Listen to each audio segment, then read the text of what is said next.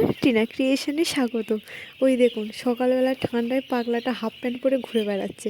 এই শীতকালে 6টার সময় উঠি আর উঠি করে 7টা 8টা বেজে যায়, কি তাই না? হয়তো অনেকেরই।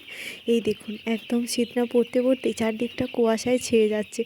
আর তবে আর দেরি করলে হবে না, চলে এসেছি ফার্মের কাজ সেরে তারপর আবার কিছুটা বাড়ির কাজও করতে হবে। চলুন সেটাও আজ আপনাদের সাথে শেয়ার করব। আমি এখানে খাবার দিয়ে দিয়েছি এর মধ্যেই, আর সঞ্জিত এখন জল দিয়ে দেবে। আমি ওই ড্রাম থেকে জল ভরে ওকে তুলে দিচ্ছি, আর ওই জলগুলো এখন দিয়ে দেবে।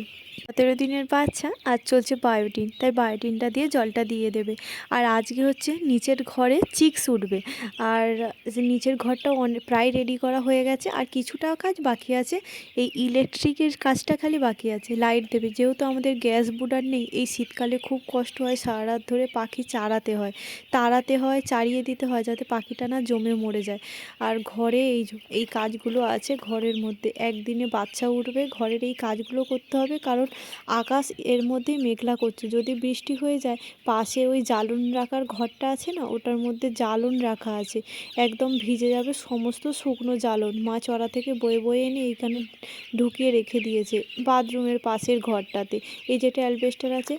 আর আজকে এটা পরিষ্কার করার বিশেষ কারণ হচ্ছে, যেহেতু মেঘ করছে বৃষ্টি হতে পারে একটু, আর সেই কারণে ওখানে একটু ভেঙে গেছে।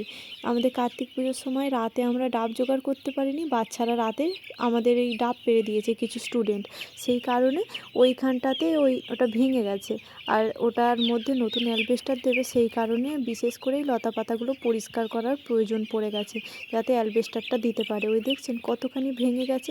এই একটু বাঁশ দিয়ে এটা ফেলে দেওয়ার চেষ্টা করলো, কিন্তু আসলে অনেক দিন ধরে পড়ে আছে তো, আর অনেকটা ভারী হয়ে গেছে, তাই এটা গেল না। তাই ও আস্তে আস্তে নেমে ফেলার চেষ্টা করছে। ব্যাস, এটা পড়ে গেলেই একটা পুরনো অ্যালবেস্টার আছে কিছুটা, এইগুলো ছোট তো হয়, জুড়ে অনেকটা বড় করতে হয়, সেই কারণে ওইটা চাপিয়ে দেবে। একটা ছোট অ্যালবেস্টার আছে, চাপিয়ে দেবে। আবার রাতে যেহেতু বাচ্চা উঠবে, তো বুঝতেই পারছেন কতটা কাজের চাপ আছে, একদিনেই পড়ে গেছে হাজার একটা কাজের চাপ। এই যে এখানে ফেলেও দিয়েছে, আর এই যে এখানে একটা নতুন অ্যালবেস্টার চাপিয়ে দিয়েছে।